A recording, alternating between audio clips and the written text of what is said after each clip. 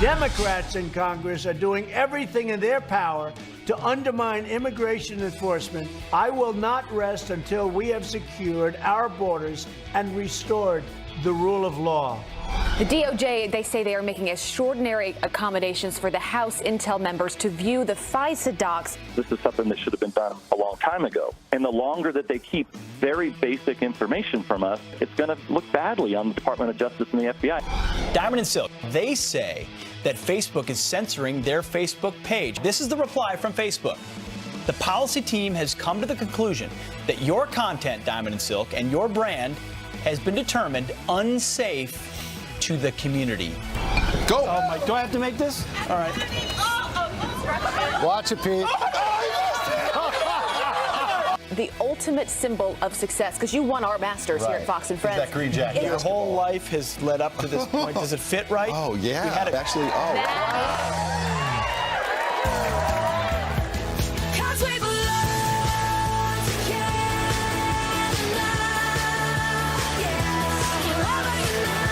Watch it, Pete.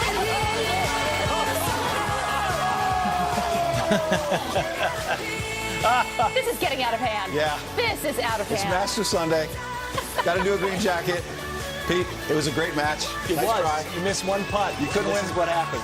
Couldn't Right win here. March Madness. All green. By the way, I've got somebody on Twitter saying, I'm pretty sure musical chairs is a sport. Hashtag give Pete a chance. So look, I want to give Pete a chance at one of these care about you, Pete. competitions. I've heard a lot about an eating contest. Yeah. A lot of people on would Twitter win. You saying would we win should that have one. an hot dog eating contest. You love all these combos, crazy combos. I feel like it's How my does shot. that jacket feel? for We redemption. are in the fourth hour now of the show. I might wear it on another weekend just for the heck of it, even if the Masters not on. I Just think you need to win another. I got to win again? He's going to want to walk in every shot of every weekend. Yeah, this is just so exciting. So empowered. But there is a lot of news happening. It's true. Well, and the final day, congratulations and the final again. day of the Masters. It is true. The Yeah. final day of the Masters It's a big today. Sunday It's always for golf. good TV. Yeah. So. But there is a lot of news, and the president is doubling down on border security. Here he was tweeting out yesterday saying, we are sealing up our southern border. The people of our great country, they want safety and security. The Dems have been a disaster on this very important issue. You got National Guard troops on the border of Arizona, now Texas. They're asking for 4,000. Yeah, that's what it looks like it's going to be. Remember that you had George W. Bush sending about 6,000 to 6,500 back in 2006. You had President Obama in 2010 sending 1,200 to 2,000 National Guard troops to the border. Earlier on the show, we had Lieutenant General Stephen Blum, retired. He oversaw the Bush-era border deployment. Here's what he said, why he thinks this is so important. These are superb citizen soldiers. They have all of the skills, training, and discipline of our best units in the United States Army and Air Force.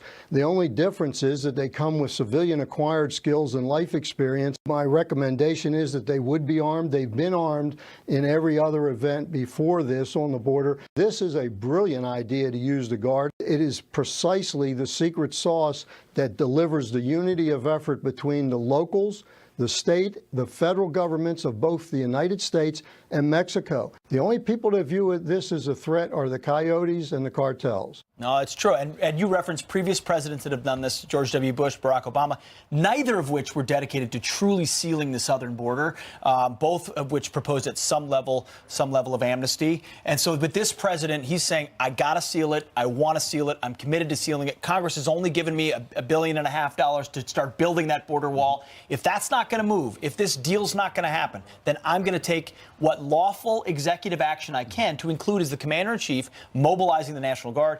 And we've got states voluntarily sending troops down there, up to 4,000. And from what I've heard, not just from that general, but also from the Texas National Guard, they're excited about the ability to come alongside local law enforcement and actually do what the people demand, which is bring sovereignty to this country, which has out of control immigration right now. It's not merit-based. It's not skill-based. It's can you get your foot inside, then you get caught and released, at which point you can bring in through chain migration your family. That's not a way a civilized society should run its immigration policy. That's what's being debated. In the previous and times there have been National Guard troops, by the way, it's largely been intelligence gathering. It hasn't been interdiction. It hasn't been A lot of it for drugs coming into this country. Right. But I think there is Surveillance. still... So this might be different because it might be more aggressive. I think you make a good point, though. There's still a question about the long-term solution here because General James Mattis signed a memo on Friday for the troops to go to the the border, 4,000 of them, and it would last until the end of September, according to this memo. So the question is, what happens after that? Yeah. What happens between now and September? How much better will the situation get, having the national troops there to help support?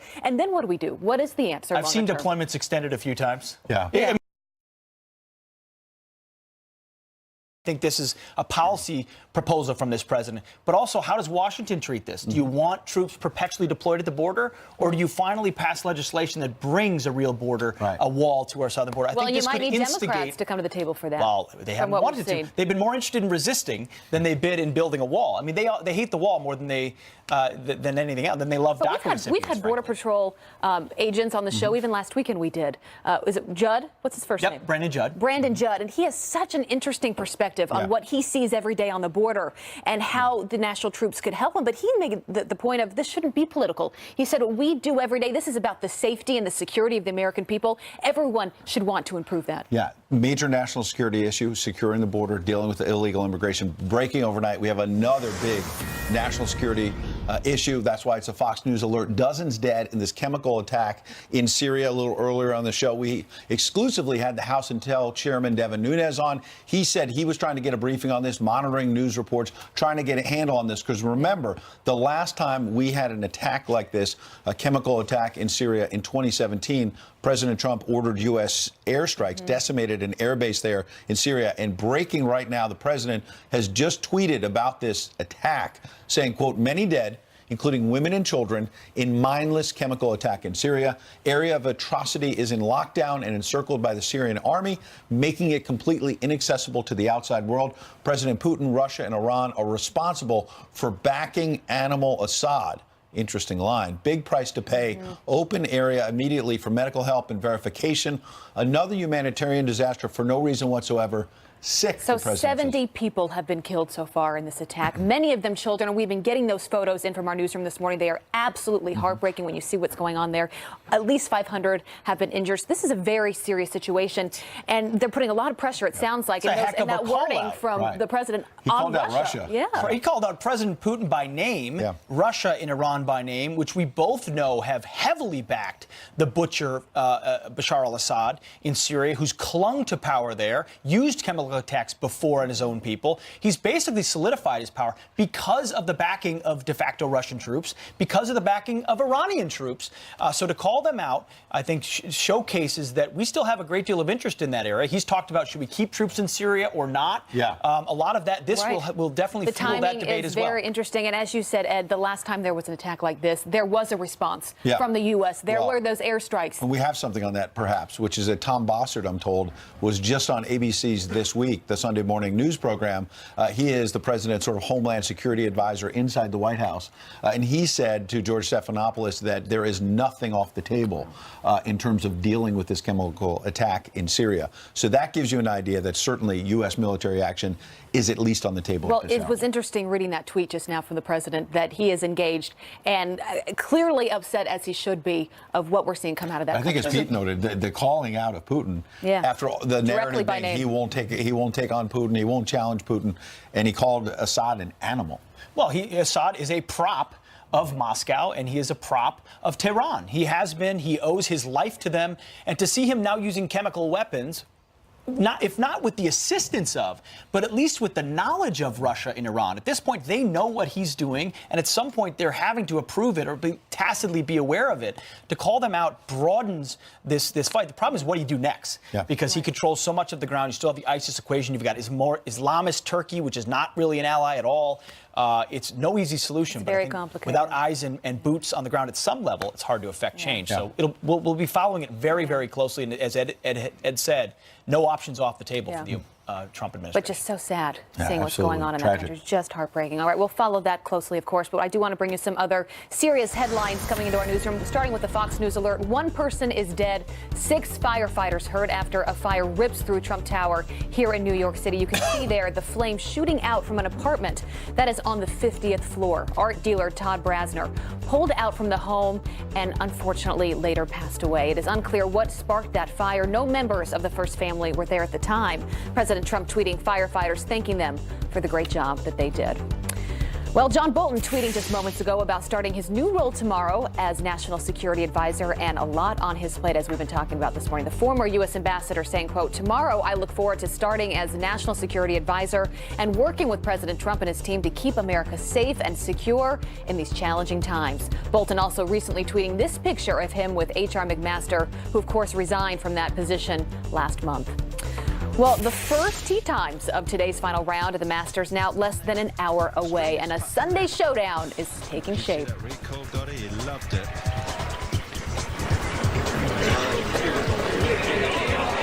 How about Patrick Reed? That is 27-year-old American Patrick Reed, the leader in the clubhouse at 14 under par and a 3-shot lead over Rory McIlroy. Boy, it will be a good day of golf today. Who will get the real green jacket? Well, Ed, I got is the the green question. jacket already. Are you going to wear it all day yet? I might wear it all While you week. watch Totally the will. Is that Masters? even a question? Taking it back to Washington. Yeah. I'm wearing it Monday, Tuesday. I don't know. I mean, wear it through prime You time. earned it, buddy. You earned it. It's true.